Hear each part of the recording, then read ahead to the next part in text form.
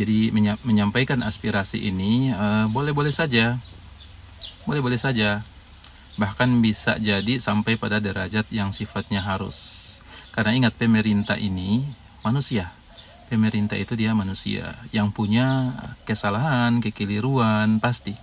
Nah, ketika kita ingin menyampaikan saran, masukan, kritikan, maka itu diperbolehkan. Entah melalui secara lisan, secara datang langsung menyampaikan masukan, saran, kritikan, atau melalui surat, atau melalui media, telepon, atau WA, dan lain sebagainya. Karena pasti mereka akan salah juga, para pemerintah pasti akan salah. Maka kita yang sebagai masyarakat diberikan kebolehan dalam hukum agama untuk menyampaikan aspirasi, menyampaikan pesan dan perbaikan. Itu yang pertama. Yang kedua, ketika unjuk rasa berkumpul di satu tempat, maka hendaknya ada beberapa hal yang harus kita perhatikan. Pertama, tidak boleh mengganggu jalan. Tidak boleh mengganggu jalan. Karena Rasulullah SAW kata Rasulullah, iyyakum wal julusa ala turuqat. Hendaknya kalian tidak duduk-duduk di jalan. Maka para sahabat, wahai Rasulullah, di situ kami biasa tempat bercengkrama. Kata Rasulullah SAW, jika memang harus, fa'atu at-tariqa haqqaha.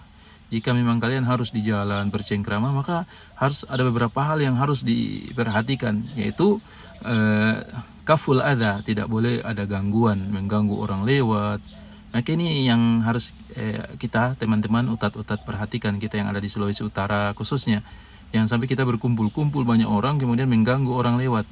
Orang yang sakit lah, orang yang punya hajatan, orang yang punya ke kantor, ke tempat bekerja, pertanian, anak-anak sekolah terganggu, tidak bisa lalu lalang lagi karena terhalangi dengan kita berkumpul di tempat itu. Maka kata Rasulullah kemudian wa amru bil ma'ruf, kemudian kalau memang harus di jalan, maka pertama tidak boleh mengganggu orang. Tidak boleh ada gangguan. Jadi hati-hati di jalan-jalan menghambat orang tuh, hati-hati. Rasulullah SAW melarang tentang itu. Kemudian yang kedua, hendaknya kita mengajak kepada perbuatan baik, wa nahyu anil munkar, dan mencegah perbuatan yang mungkar, yang sifatnya mengganggu orang atau melanggar. Itu yang pertama. Yang kedua, jangan melakukan kerusakan, teman-teman. Karena kita merusak bunga, merusak pagar dan bangunan itu bukan milik kita. Mungkin itu fasilitas negara, nggak boleh kita rusak. Jangankan fasilitas negara, teman-teman, utat-utat, jangankan milik kita pribadi, barang kita pribadi di dalam agama dilarang kita rusak. Ya, baju-baju kita, celana-celana kita, mungkin meja di rumah milik kita, tapi nggak boleh kita rusak karena agama melarang itu. Padahal itu milik kita pribadi, nggak boleh.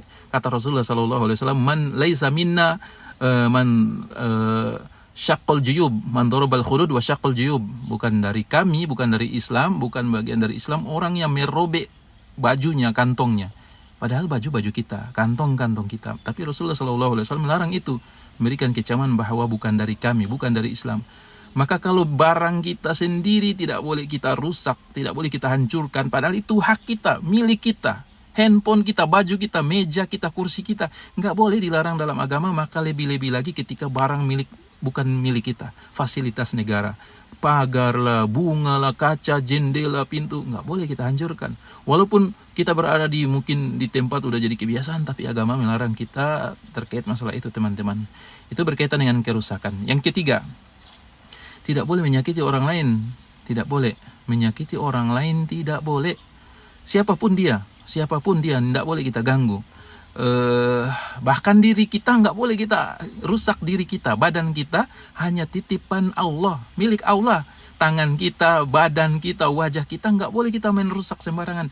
Bukan milik kita itu milik Allah yang Allah titipkan. Makanya Rasulullah SAW menyebutkan dalam hadis, laisa minna man darabal khudud, bukan dari kami, bukan dari Islam orang yang memukul wajahnya.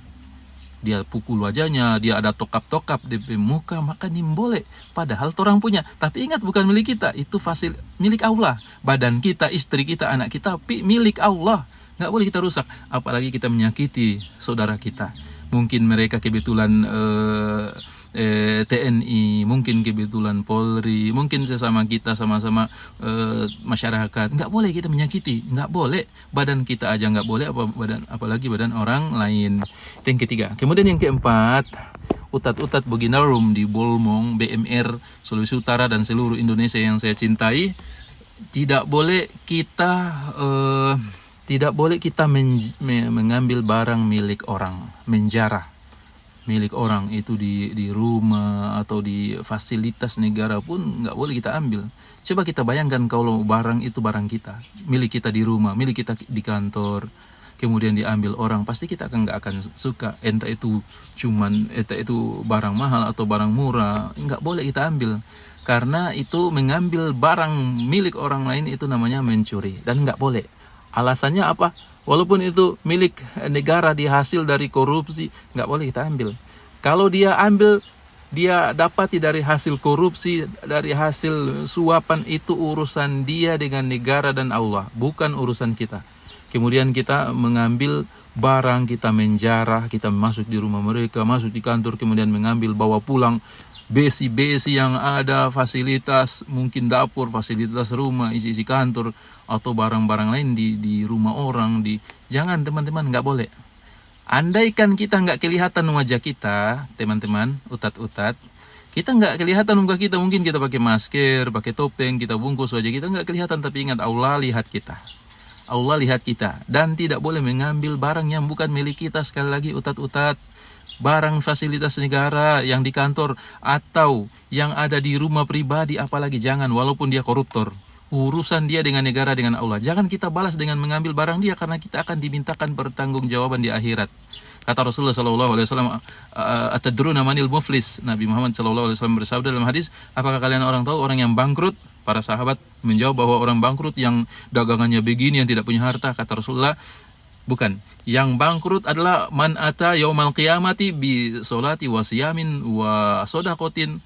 Kata Rasulullah SAW, orang yang bangkrut adalah orang yang datang pada hari kiamat membawa banyak pahala. Pahala solat, pahala puasa, pahala zakat, banyak pahalanya. Sedekah, banyak pahalanya. Tetapi dia bangkrut karena pahalanya di akhirat habis diambil orang. Karena dulu dia pernah menyakiti si ini, memukul si ini, memfitnah si ini, mengambil barang si ini. Jadi bahaya.